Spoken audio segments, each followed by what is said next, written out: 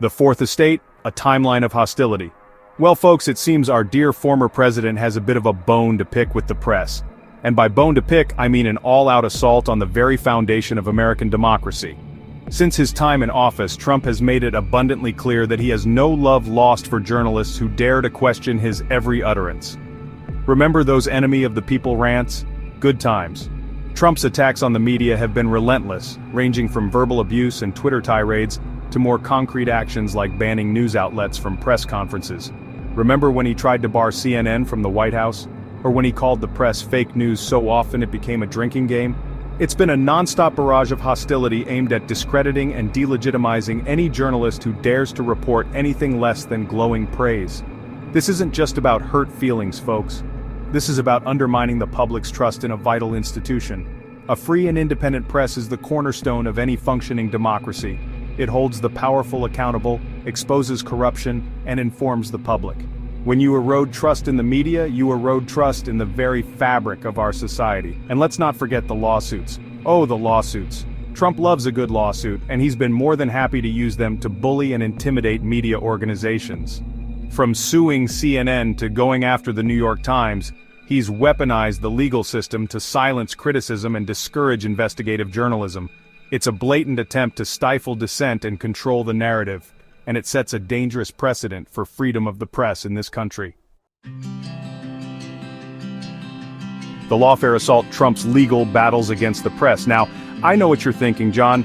You love a good rant about Trump's legal woes, but surely he can't just sue anyone who criticizes him, right? Well, my friends, buckle up because this is America, where apparently you can sue a ham sandwich for looking at you funny. Trump's legal attacks on the press have been nothing short of breathtaking in their audacity. Take, for instance, his ongoing battle with CNN.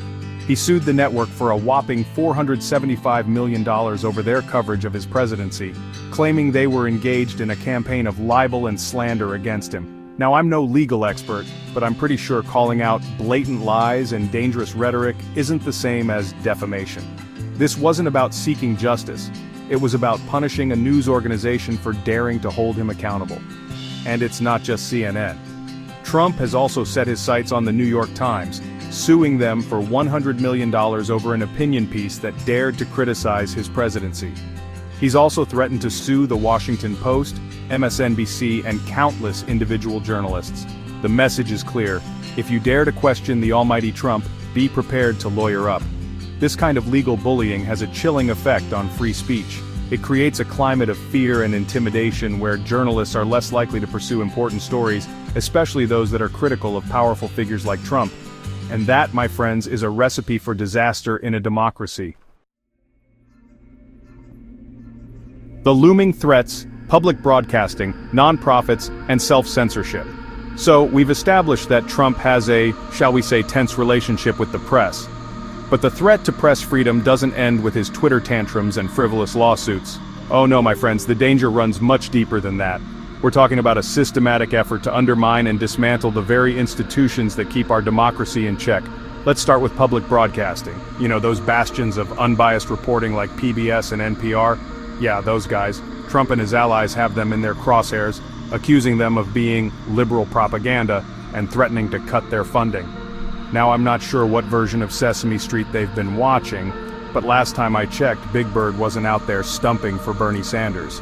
Then there are the nonprofit media organizations. These are the scrappy, independent outlets that rely on donations and grants to produce high-quality journalism. Think ProPublica, The Intercept, and Mother Jones.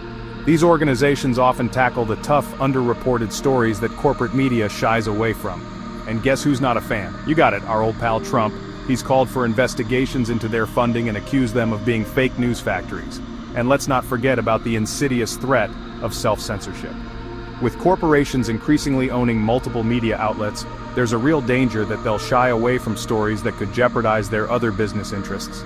Imagine a world where Disney, which owns ABC News, decides not to run a story about unsafe working conditions at a Disney theme park. It's a chilling thought, isn't it? A global fight, Maria Ressa, and the importance of defending press freedom. Now you might be thinking, John, this all sounds very dire, but surely it can't happen here, right? America is the land of the free, home of the brave, and all that jazz.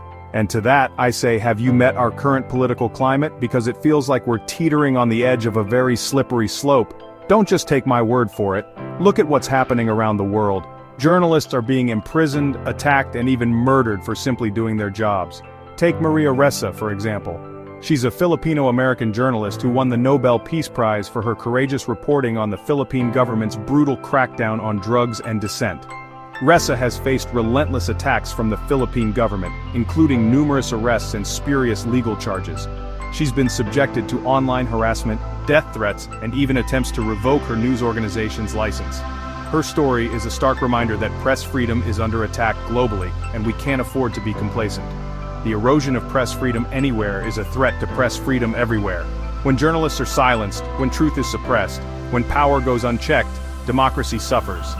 It's our duty to stand up for a free and independent press, to call out attacks on journalists, and to support organizations that are fighting for the truth. Because without a free press, we're all flying blind.